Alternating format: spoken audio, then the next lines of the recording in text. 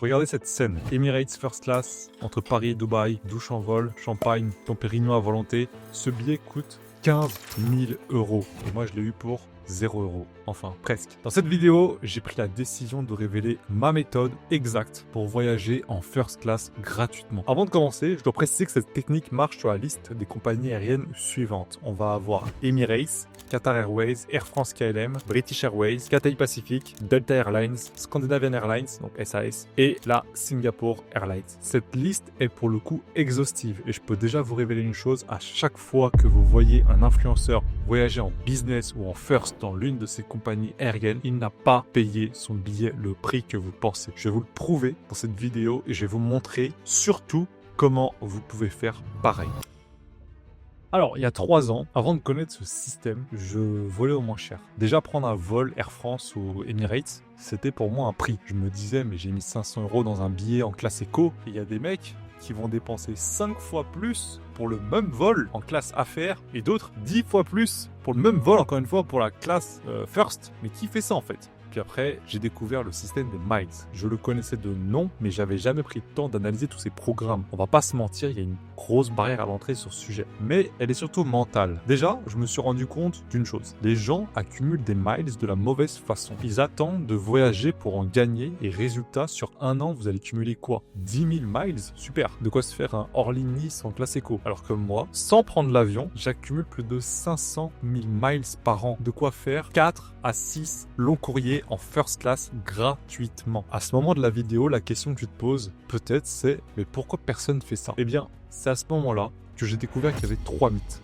3 mythes qui te bloquent. Le premier, c'est qu'il faut beaucoup voyager pour avoir des miles. C'est faux. Seulement 5% de mes miles viennent effectivement de mes voyages en avion. Le deuxième mythe, c'est que c'est compliqué. Et comme je vous l'ai dit, c'est vrai qu'il y a une barrière à l'entrée, mais surtout mentale. Je vais pas vous mentir, il m'a fallu une bonne journée pour lire tous les programmes qui existent et surtout comprendre leurs liens entre eux. Mais la bonne nouvelle, c'est qu'une fois le système en place, ça devient littéralement automatique et c'est ce que je vais vous apprendre dans cette vidéo. Le troisième mythe, c'est qu'il faut dépenser plus. Il faut augmenter son train de vie. C'est faux aussi. Je dépense exactement pareil, je dépense juste autrement. Et je vais uniquement adapter mon moyen de paiement en fonction de la catégorie du secteur de dépenses que je dois faire. Certaines dépenses de certaines catégories vont se faire avec la carte A et certaines dépenses de d'autres catégories vont se faire avec la carte B. La vraie question qu'on va se poser maintenant, c'est comment transformer des dépenses normales en billets first class. Alors, j'ai créé une méthode en 3 piliers, d'accord, non gratuite, je vous rassure. Et le premier pilier, c'est les cartes de crédit. Avant d'aller plus loin, on doit faire une distinction absolument cruciale. C'est la différence entre les cartes de débit et les cartes de crédit. Si tu maîtrises déjà toutes les différences, je t'invite à aller te rendre directement au timecode que je vais t'afficher sur la vidéo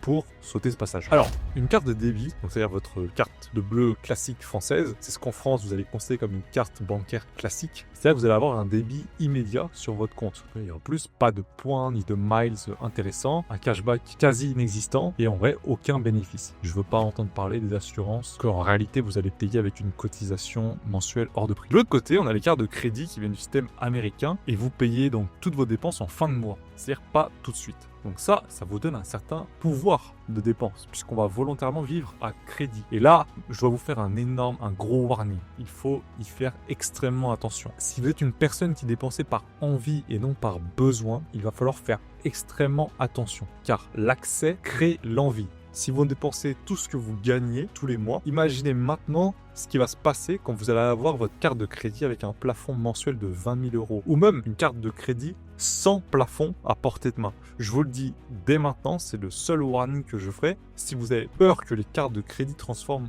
un manque de contrôle peut-être que vous pouvez avoir en littéralement un désastre financier pour vous, cette méthode et donc cette vidéo n'est pas faite pour vous. Je vous le déconseille vraiment fortement. Je ne veux surtout pas que mon contenu mette des gens dans la merde financière. Ce point, en principe, est un vrai avantage, mais ça peut effectivement, dernier rappel, aussi être un désavantage. Autre point, on va avoir effectivement l'accumulation de points justement sur tous vos achats. On va avoir aussi un cashback entre 1 et 11% sur tous vos achats. Là, on discute. Là, on tire un vrai bénéfice de chaque dépense qu'on fait. Bien, donc au final, la différence est toute simple. Avec une carte de crédit, vous payez et c'est fini. Alors qu'avec une carte de crédit, vous payez plus tard. Et chaque euro dépensé vous rapporte des points et donc des voyages gratuits. Attention, une carte de crédit, c'est pas comme un crédit renouvelable. Le deal qu'on passe avec l'établissement financier, comme American Express par exemple, c'est qu'on rembourse intégralement nos dépenses chaque mois. On n'est pas là pour créer de la dette. Le but, pas de devoir payer les intérêts. Imaginons que vous avez 5% de cashback, mais si vous avez aussi 5% d'intérêt parce que vous remboursez pas vos dépenses tout de suite, bah vous l'avez compris, ça n'a pas de sens. Ça casse tout le principe. Plus tôt dans la vidéo, je vous ai mentionné l'existence d'une carte de crédit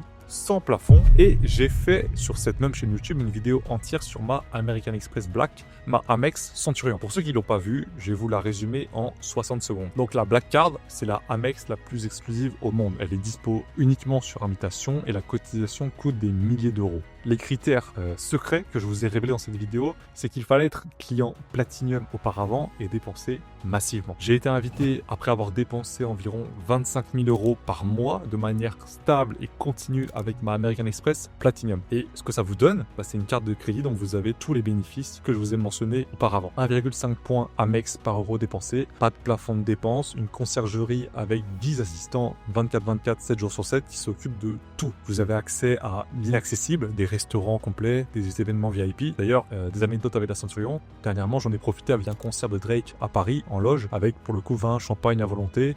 J'ai aussi eu John Legend en concert privé pour le coup.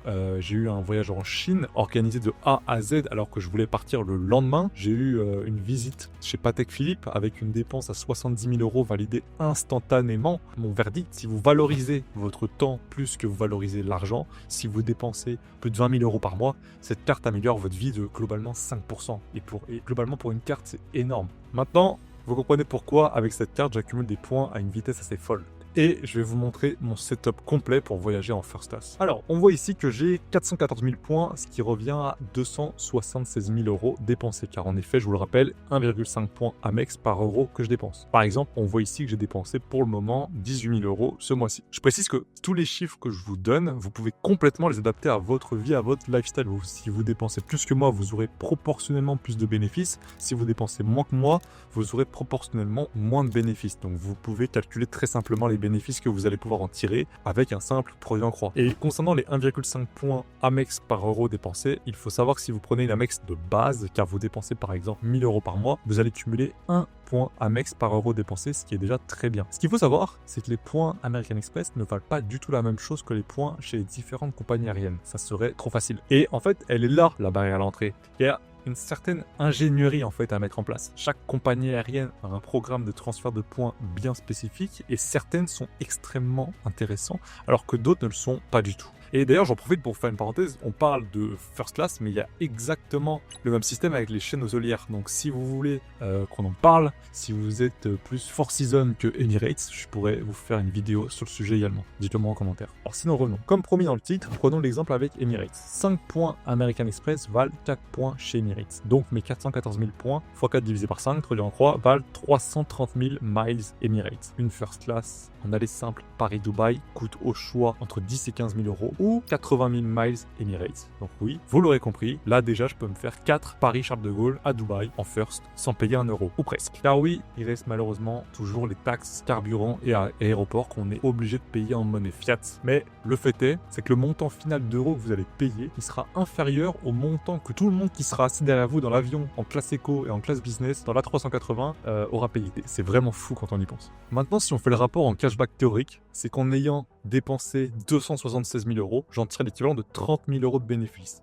Et si on fait le calcul, ça correspond à 11% de cashback. C'est énorme. Et en plus, c'est pas fini. Pour ceux qui ne savent pas d'ailleurs, le cashback Amex natif, c'est environ 0,4%. Et dites-vous qu'au début, je ne savais pas qu'il y avait des meilleures solutions que le service natif qui s'appelle payer avec vos points. Et je me suis donc payé mon premier iPhone avec un maigre 0,4% de cashback en étant bien naïf. Quelle indignité, quel regret. Pour l'exemple, ça fait des années que j'ai plus de 30 cartes bancaires et je peux vous dire que 0,4% de cashback, vous ne le sentez pas. Ça ne vous fait absolument rien parce que c'est bien trop faible. Si on est honnête, vous commencez à le sentir dès que vous avez 2% de cashback. Quand vous avez une carte qui vous paye 2% directement, vous ressentez ce cashback si les montants sont non négligeables. En fait, à partir de 2%, vous commencez à tout payer par carte. Vous commencez à demander des gains de paiement au lieu de faire des virements. Vous commencez à avancer l'argent à vos potes pour n'importe quelle raison. Au final, c'est pas vous qui avancez, c'est votre carte de crédit qui avance. Est-ce que vous êtes déjà demandé pourquoi GMK payé par carte, c'est super car? Aujourd'hui, vous avez la réponse. À ce sujet, si ça vous intéresse, je pourrais rentrer dans un comparatif complet de toutes les cartes bancaires que j'ai et que vous pouvez obtenir. J'en ai déjà fait un il y a de ça 3 ans, mais je pense qu'il n'est plus 3 jours. Les programmes évoluent toutes les années. D'ailleurs, je fais une précision que j'ai pas faite. Quand je dis que j'ai plus de 30 cartes bancaires, c'est qu'évidemment, elles sont toutes rentables. C'est-à-dire qu'il est hors de question de payer des cotisations sans avoir un bénéfice positif en retour. Il faut absolument que le bénéfice tiré soit toujours plus élevé que la cotisation qu'on va payer. Sinon, ça va à l'encontre de la logique financière que je suis en train de vous partager aujourd'hui. À chaque fois, je dis une phrase, ça paraît fou. Et quand quelqu'un a une seule carte bancaire classique et qu'il va la payer 20-30 balles par mois, je dis que moi, j'en ai plus de 30 et que ça me coûte moins cher. Mieux encore, ça me rapporte de l'argent. Donc, bref, si le comparatif complet vous intéresse, dites-le moi en commentaire. Maintenant, prenons notre exemple. Chez Singapore Airlines, prenons Charles de Gaulle, Singapour. La first class chez Singapore Airlines s'appelle maintenant la suite. Donc vous avez maintenant un mini appartement dans l'avion. Le prix de cette classe est à 10 000 € ou alors 140 000 miles KrisFlyer. 3 points Amex, 2 points KrisFlyer, dont mes 414 000 points valent 276 000 points KrisFlyer. Ce qui nous fait exactement de Paris, Singapour en suite. Cette suite d'ailleurs, je ne l'ai pas encore testée, mais elle me semble absolument folle. La valeur marchande est donc de 20 000 €, et donc comparé à mes 276 000 € de dépenses, ça équivaut à un cashback de 7,2%. Pas mal. L'autre méthode que je dois vous mentionner, c'est le parrainage chez American Express. Et je vous parle bien du parrainage totalement classique, l'offre de base que tout le monde peut avoir. L'offre change absolument tout le temps. Des fois, elle est compliquée, des fois, elle est simple, mais ça revient toujours au même. Au moment où je vous parle, l'offre, c'est la suivante, c'est 10% de cashback en euros directement. C'est cadeau. Plus exactement, quand on lit sur le site, c'est marqué 50 € remboursés tous les 500 € dépensés, valable 8 fois pendant 6 mois. Enfin, ils aiment bien faire compliqué. C'est un peu à l'image du système de miles, mais dans les faits, on obtient 400 € de remboursement. Et encore une fois, j'en reviens au fait que vous allez commencer à demander des liens de paiement pour payer par carte à la place de payer par virement. Vous allez demander aux commerçants de la rue, est-ce que vous prenez Amex? Vous allez dire à vos potes, non, vous inquiétez pas, j'avance parce que là, 10 € dépensés, vous en récupérez 1. Et là, en plus, vous avez un 10% de cashback directement en euros, ce qui est le top du top. Donc faites-moi plaisir, allez donc chercher ces 400 € gratuits, je vous mettrai mon lien dans la description. Et en plus, oui, non seulement vous avez du cashback, mais en plus vous allez accumuler des miles American Express en plus. Troisième pilier, le timing. Le timing peut changer beaucoup de choses. Et là, vraiment, restez avec moi. Les points du carte de crédit ne valent pas pareil selon le moment où vous les transférez. Exemple réel. En fait, il y a régulièrement des promotions du type les points sont doublés ou ce genre de choses. Et je crois pas en avoir vu sur les compagnies aériennes récemment, mais il y a eu la chaîne hôtelière Hilton il n'y a pas longtemps. Et là, je vois qu'il y a une offre actuellement chez notre cher tonton Marriott, plus 30%.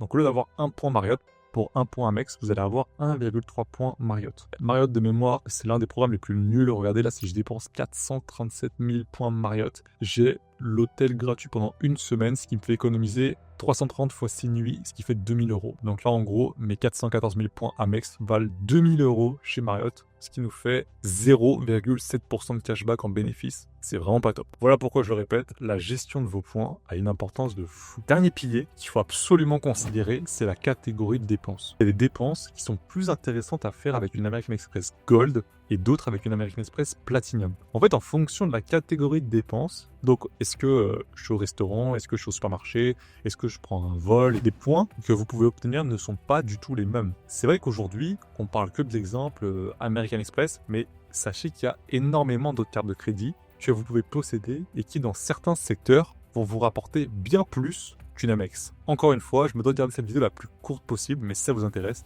abonnez-vous, mettez la cloche et ne ratez pas la prochaine vidéo. Je vais vous prendre un exemple concret avant de passer à la dernière partie de la vidéo, qui est la partie où je vais répondre à la question qu'on me pose le plus souvent sur le sujet. C'est le cas des dépenses professionnelles et personnelles. Sachez que là, je vous parle d'un point rapporté par euro dépensé, voire 1,5 point par euro dépensé. Mais si vous choisissez vos cartes et que vous adaptez au secteur, vous pouvez gagner jusqu'à 4 points par euro dépensé. Et je vous donne déjà un tip avant la prochaine vidéo. Ceux qui aiment bien les restaurants, je vous assure que vous allez vous régaler et vous avez envie d'en savoir plus. Croyez-moi. On arrive déjà au dernier point. Il y en a plein qui me disent à ce moment-là, ok, c'est très bien, mais moi je dépense quasiment rien en perso. Par contre, d'un point de vue professionnel, là oui, je dépense une tonne. peut prendre l'exemple de l'homme qui a pu payer le Royal Trust Building à 65 millions de dollars avec sa carte de crédit. Sinon, plus simplement, il y a énormément de gens qui vont dépenser juste énormément d'argent en ads, par exemple sur Facebook, Google tous les mois, et vous allez me dire là, comment je fais? Est-ce que je peux dépenser avec ma carte? Alors, réponse directe, non, vous ne pouvez pas utiliser votre carte de crédit perso pour vos dépenses pro. Par contre, ce que vous pouvez faire, c'est avoir un compte American Express personnel